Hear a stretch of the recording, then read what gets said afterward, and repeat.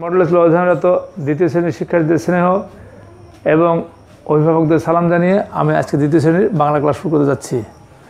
তোমাদের জন্য প্রথম যে আইটেমটা রয়েছে এটা অবশ্য অনেক আগে করানো, আজকে তোমাদের রিভিশন করানো হচ্ছে। জোড়া শব্দ দিয়ে বাক্য তৈরি করো। ডাসা ডাসা, ডাসা অর্থ কাঁচা ও পাকার মাঝামাঝি। তাহলে যেগুলো সাধারণত কিছু কিছু ফল হয় যেগুলো ডাসা খাওয়া হয়ে থাকে, যেমন পেয়ারা, বড়ি, এগুলা। তাহলে হবে ডাসা ডাসা ডাসা,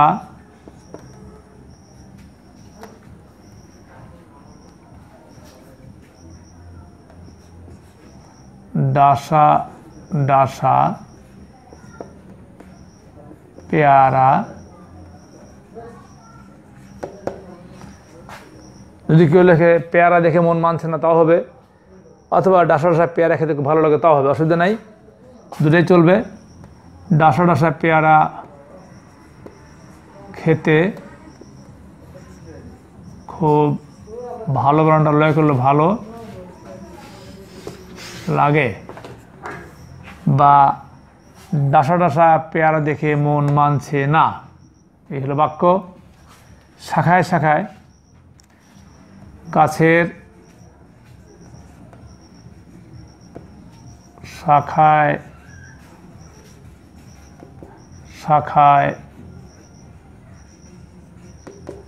গাছের শাখায় শাখায় তরতর করে তরতর করে ঘুরে বেড়ায় কাঠবিড়ালি। গাছের শাখায় শাখায় তরতর করে ঘুরে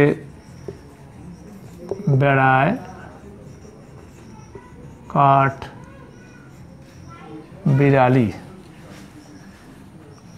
একটু ছোট করে লিখলেই ভালো হবে।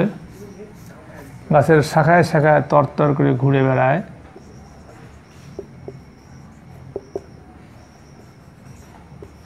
কাঠবিড়ালি।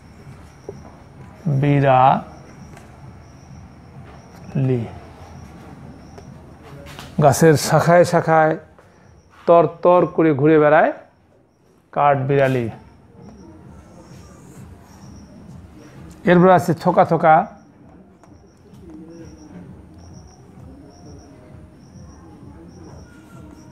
জাম গাছে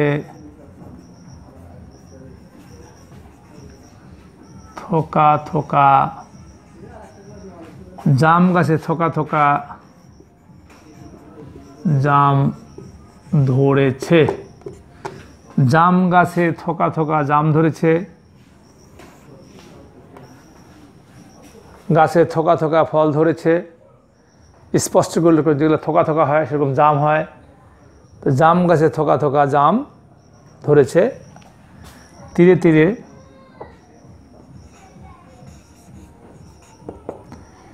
তীরে তীরে, নদীর তীরে তীরে ছেলেমেয়েরা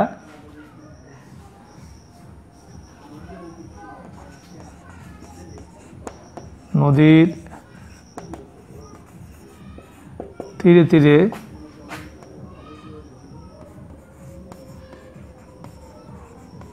জেলেদের ঘর রয়েছে। নদীর তীরে তীরে জেলেদের ঘর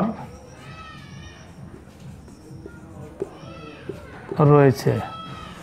আবার বলি, নদীর তীরে তীরে জেলেদের ঘর। যেহেতু জেলেরা জাল দিয়ে মাছ ধরে সংসার চালায়, সুতরাং তারা নদীর তীরে তীরে ঘর বাঁধতেই বেশি পছন্দ করে থাকেন। তাই নদীর তীরে তীরে জেলেদের ঘর রয়েছে। ভরো ভরো, এই বর্ষায়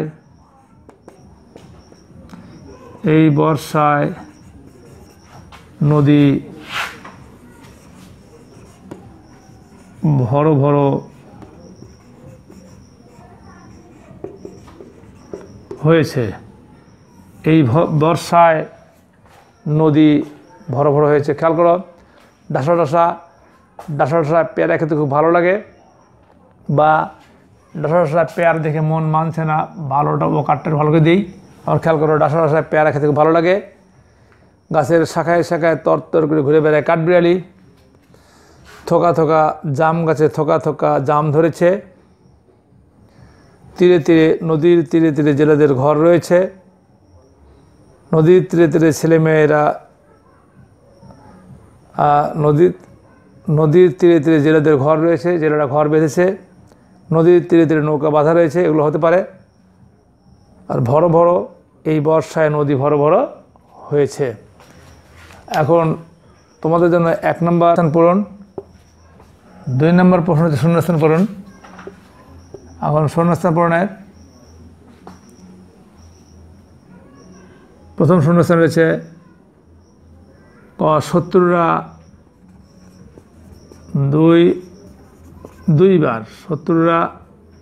দুইবার মদিনায় হামলা করলো।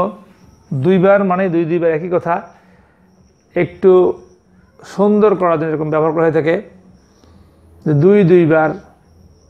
তো শত্রুরা 2 বার মদিনায় হামলা করলো। ড্যাশ শহরের চারপাশে পরীক্ষা করা দরকার। এটা মদিনা শহরের না লিখে লিখতে হবে তাই শহরের চারপাশে পরীক্ষা খনন করা দরকার।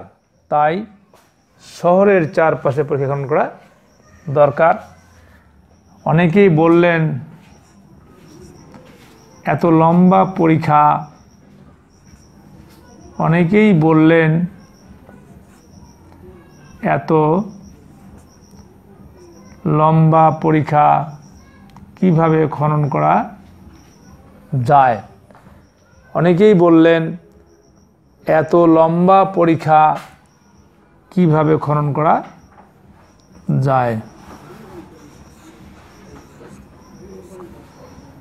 অনেকেই বললেন এত লম্বা পরীক্ষা কিভাবে খনন করা যায়। এরপরে সকলে ড্যাশ আপত্তি জানালেন। সকলে ড্যাশ আপত্তি জানালেন। সকলে আবার সকলে আবারও আপত্তি জানালেন। সকলে আবারও আপত্তি জানালেন। সকলে আবারও আপত্তি জানালেন।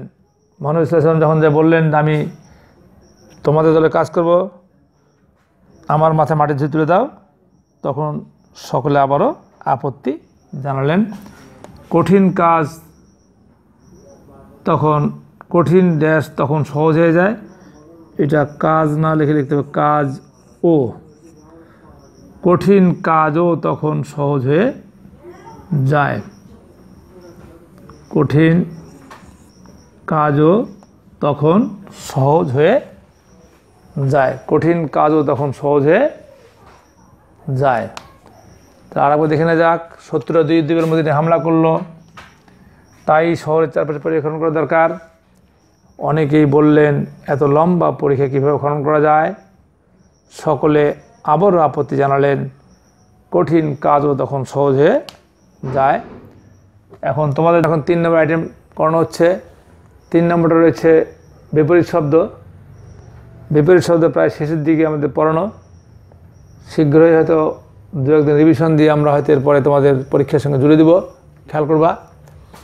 তো জীবন বিপরীত হবে মরণ। জীবন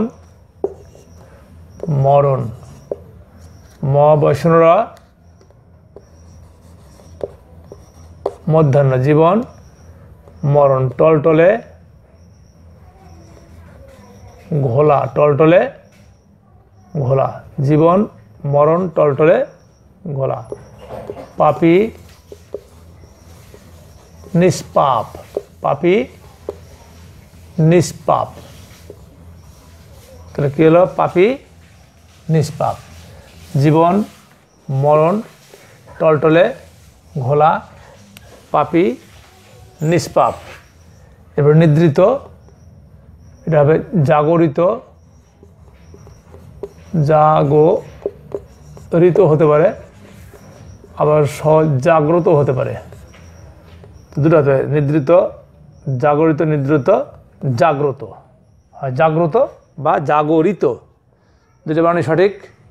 এরপর বিপদ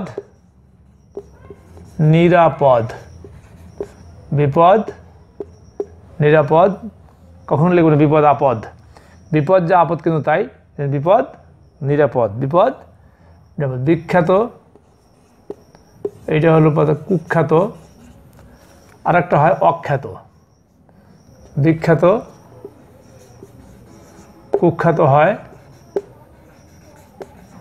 অখ্যাত হয়। যেমন কুখ্যাত ডাকাত ধরা পড়েছে, কুখ্যাত সন্ত্রাসী ধরা পড়েছে, আর ওনাকে চিনি না, উনি তো কোনো অখ্যাত ব্যক্তি, এরকম হতে পারে, অপরিচিত, অজানা, অচেনা, এরকম হচ্ছে অখ্যাত। কিশোর বিপরীত হবে বৃদ্ধ, কিশোর বৃদ্ধ। গ্রহণ, গ্রহণের বিপরীত বর্জন হতে পারে, আবার অর্পণও হতে পারে। অর্পণ, গ্রহণ মানে নেওয়া, অর্পণ দেয়া, তাহলে গ্রহণ অর্পণ, গ্রহণ বর্জন, গ্রহণ অর্পণ, গ্রহণ বর্জন। এরপর যে সিদ্ধ, এটা হতে পারে দুইটা, একটা অসিদ্ধ, অসিদ্ধ, অথবা হতে পারে কাঁচা, কাঁচা, কয় চন্দ্র কাঁচা, কাঁচা কাঁচা, তাহলে সিদ্ধ কাঁচা হতে পারে এবং সিদ্ধ অসিদ্ধ হতে পারে। প্রবেশ, প্রবেশ বাহির, প্রবেশ বাহির, আবার ভিতর থাকলে বাহির হতে পারে, প্রবেশ বাহির। তাহলে আবার দেখে নেওয়া যাক, জীবন মরণ মহাবৈষ্ণব মধ্যনা মরণ। টলটলে ঘোলা, টলটলে অর্থ পরিষ্কার আর ঘোলা অর্থ অপরিষ্কার, সেই টলটলে ঘোলা। পাপী নিষ্পাপ, নিবন্ধন শয় পায় আকার পাও নিষ্পাপ। এরপরে হচ্ছে নিদ্রিত জাগরিত বা জাগ্রত, বিপদ নিরাপদ, বিখ্যাত কুখ্যাত বা অখ্যাত, কিশোর বৃদ্ধ, গ্রহণ বর্জন অথবা অর্পণ হতে পারে, সিদ্ধ অসিদ্ধ বা কাঁচা, প্রবেশ বাহির, প্রবেশ বাহির।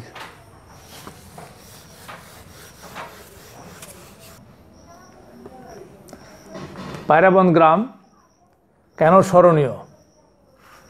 পায়রাবন গ্রাম কেন স্মরণীয়? আসলে এটা রংপুরের লোকদের সৌভাগ্য বলতে গেলে, যে বেগম রোকেয়া নামে একজন মহিষী রমণী যে রংপুরে জন্মগ্রহণ করেছিল, যাকে শুধু বাংলাদেশের জনগণ নয় পৃথিবী সহই চেনে, এরকম একজন ব্যক্তি হচ্ছে বেগম রোকেয়া, এবং তারই বাড়ি হচ্ছে পায়রাবন গ্রামে। এই বেগম রোকেয়ার জন্য আমরাও সুপরিচিত, রংপুরের লোক। বেগম রোকেয়ার নামে অনেক প্রতিষ্ঠান রয়েছে, অনেক চ্যারিটেবল প্রতিষ্ঠান রয়েছে, সমাজসেবামূলক প্রতিষ্ঠান রয়েছে, এবং স্কুল কলেজ মাদ্রাসা মক্তব বিশ্ববিদ্যালয় সবই রয়েছে বেগম রোকেয়ার নামে। সেই বেগম রোকেয়ারই জন্মস্থান পায়রাবন গ্রাম, যেটা মিঠাপুকুর থানার মধ্যে পড়েছে। তাহলে পায়রাবন গ্রাম এটা স্মরণীয় কেন? এটা পায়রাবন গ্রাম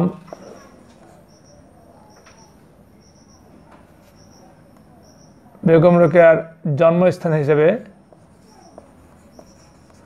বেগম রোকেয়ার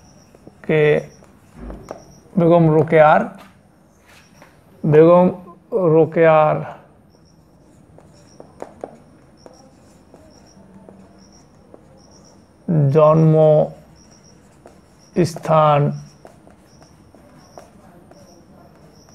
হিসেবে পায়রাবন গ্রাম বেগম রোকেয়ার জন্মস্থান হিসেবে, অথবা বেগম রোকেয়ার জন্মস্থান হিসেবে পায়রাবন গ্রাম স্মরণীয়। এভাবে লেখা যাবে, পায়রাবনটা আগে লেখা যাবে, পরে লেখা যাবে। বেগম রোকেয়ার জন্মস্থান হিসেবে পায়রাবন গ্রাম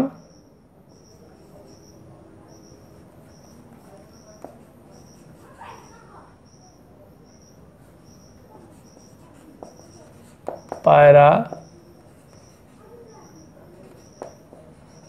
গ্রাম স্মরণীয় হয়ে আছে বা স্মরণীয়। এই হলো তাহলে রংপুর শহরের অদূরেই পায়রাবন গ্রাম, আর এই গ্রামটা মূলত বেগম রোকেয়ার স্মৃতি বিজড়িত স্থান। তাই বেগম রোকেয়ার জন্মস্থান হিসেবে পায়রাবন গ্রাম স্মরণীয় হয়ে আছে বা স্মরণীয়। চুরুলিয়া গ্রাম আমাদের বিদ্রোহী কবি বা আমাদের জাতীয় কবি যাই বলো, কাজী নজরুল ইসলামের জন্মস্থান হিসেবে স্মরণীয় হয়ে আছে। এবার একটু অন্যভাবে লিখে দিলাম, চুরুলিয়া গ্রাম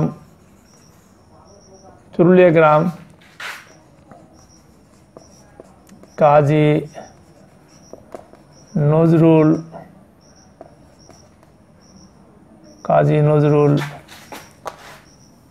ইসলামের জন্মস্থান হিসেবে কাজী নজরুল ইসলামের জন্মস্থান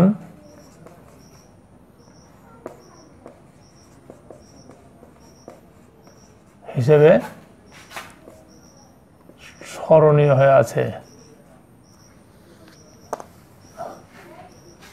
জন্মস্থান হিসেবে স্মরণীয়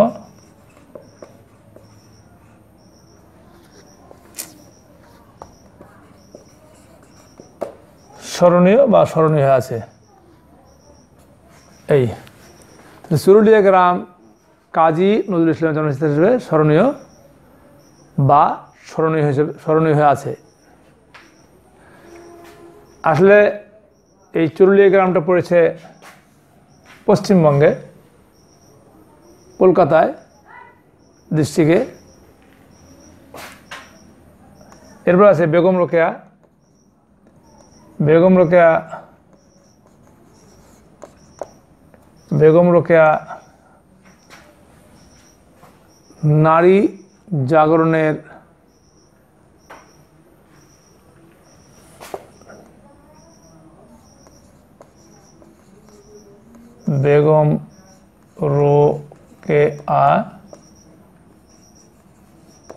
নারী জাগরণের নারী জাগরণের বৈষ্ণব মধ্যাহ্ন বৈষ্ণব বেগম রোকেয়া নারী জাগরণের অগ্রদূত হিসেবে, দূত মানে সংবাদ বাহক আর কি, বেগম রোকেয়া নারী জাগরণ অগ্রদূত হিসেবে স্মরণীয়। বেগম রোকেয়া নারী জাগরণের অগ্রদূত হিসেবে স্মরণীয়। বেগম রোকেয়া নারী জাগরণের অগ্রদূত হিসেবে স্মরণীয় হয়ে আছে।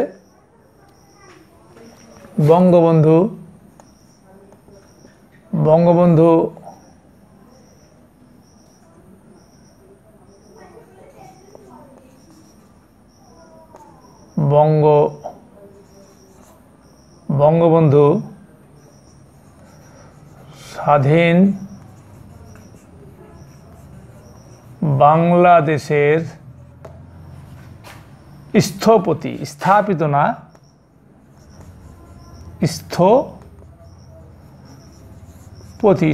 মানে হচ্ছে স্রষ্টা, সৃষ্টিকর্তা, তৈরিকর্তা, ইংরেজি বলে ফাউন্ডার। তবে বঙ্গবন্ধু স্বাধীন বাংলাদেশের স্থপতি হিসেবে, আবার বলি স্থাপিত না, স্থপতি হিসেবে স্মরণীয় হয়ে আছেন এবং স্মরণীয় থাকবেন। তা কেন স্মরণীয়?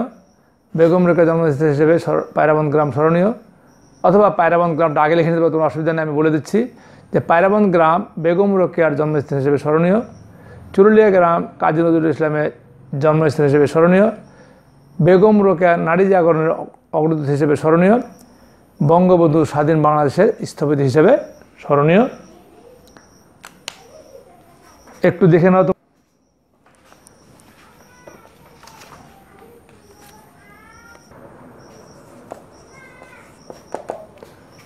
5 নম্বর আইটেম রয়েছে দাদির হাতের মজার পিঠা, একটা অনুচ্ছেদ। সে অনুচ্ছেদ লিখতে হবে। তাহলে দাদির হাতের মজার পিঠা, দাদির হাতের মজার পিঠা। বাংলাদেশ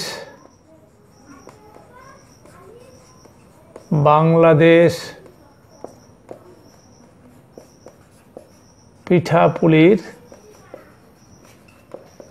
দেশ। বাংলাদেশ পিঠাপুলির দেশ। এদেশের মানুষ প্রচুর পিঠা খায়, এই জন্য বলা হচ্ছে বাংলাদেশ পিঠাপুলির দেশ।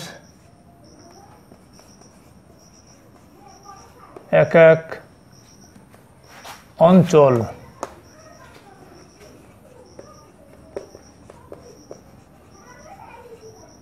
এক এক রকম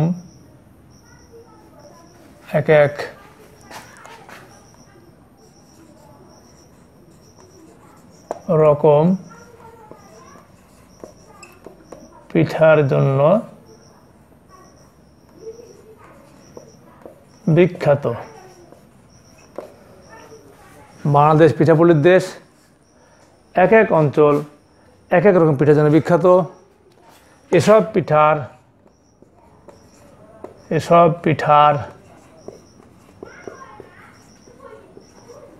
সুন্দর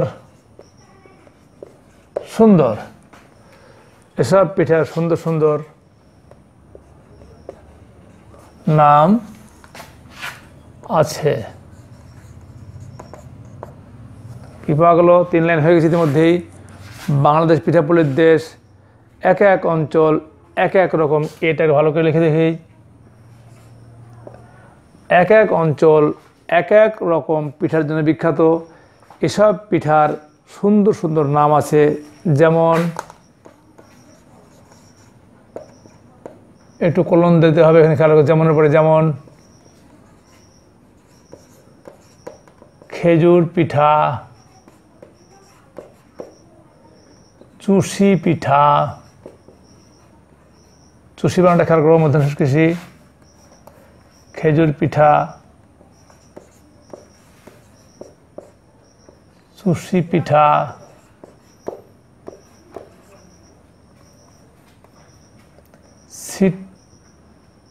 চুষি আলাদা, পিঠা আলাদা। চুষি পিঠা,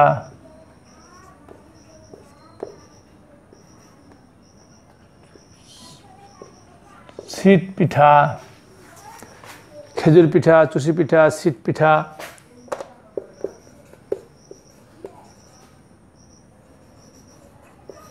বেবিখানা পিঠা, এরকম আরও অনেক পিঠার নাম রয়েছে। ভাপা পিঠা, পুলি পিঠা ইত্যাদি। যাই হোক, খেজুর পিঠা, চুষি পিঠা, সিট পিঠা, বেবিখানা পিঠা ইত্যাদি ইত্যাদি। শীতের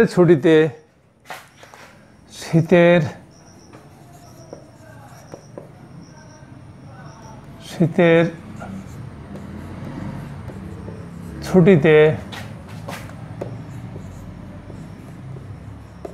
তুলি আর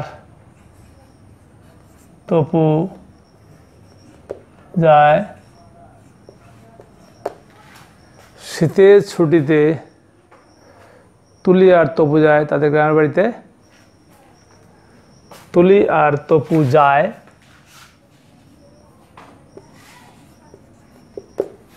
যায় তাদের গ্রামের বাড়িতে দাদির হাতের পিঠা খাওয়ার জন্য।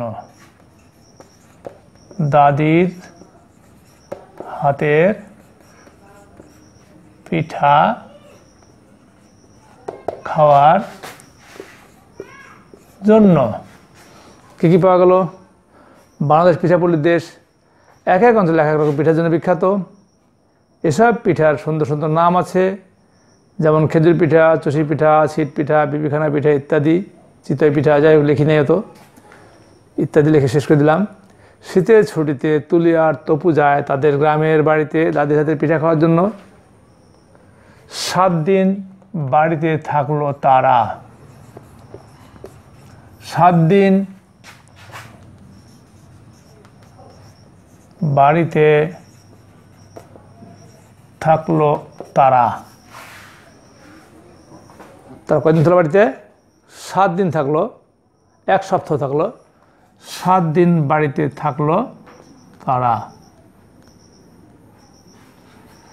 কত কত বানানটা তয় কত মজাদার পিঠাই যে খেলো।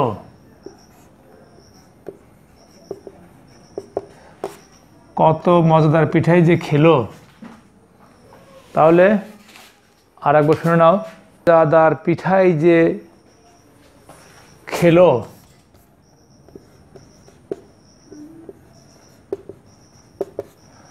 আর একবার দেখে নেওয়া যাক। বাংলাদেশ পিঠাপুলির দেশ।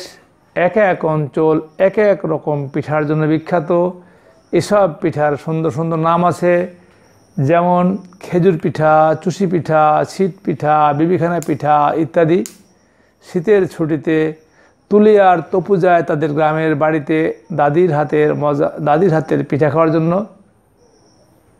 7 দিন বাড়িতে থাকলো তারা। কত মজাদার পিঠাই যে খেলো। এগুলো আসলে মুখস্থ করতে হবে। মুখস্থ করলে তোমরাও এরকম লিখতে পারবে, তোমাদের সমস্যা হবে না। আমরা যখন লিখতে পারছি এরকম তোমরা লিখতে পারবে। তবে তার আগে তোমাদের যে কাজ, সেটা আগে অবশ্যই মুখস্থ করতে হবে, পড়তে হবে। পরিশ্রম না করলে ফল আসবে না, কষ্ট বিনা কেষ্ট মেলে না। সুতরাং বাসায় পরিশ্রম করতে হবে, তাহলেই পরীক্ষায় ভালো করতে পারবে, বাবা মায়ের মুখ উজ্জ্বল করতে পারবে এবং শিক্ষকদের স্নেহভাজন হতে পারবে। এই জন্যই তোমরা অবশ্যই বাসায় পড়াশোনা করবে। আজকে তোমাদের বাংলা ক্লাসের এখানে শেষ করছি। অন্য কোনো দিন অন্য কোনো বিষয় নিয়ে তোমাদের সঙ্গে আবার দেখা হবে। ততক্ষণ তোমাদের সকলের সুস্থতা এবং অভিভাবকদের সুস্থতা কামনা করছি। খোদা হাফেজ।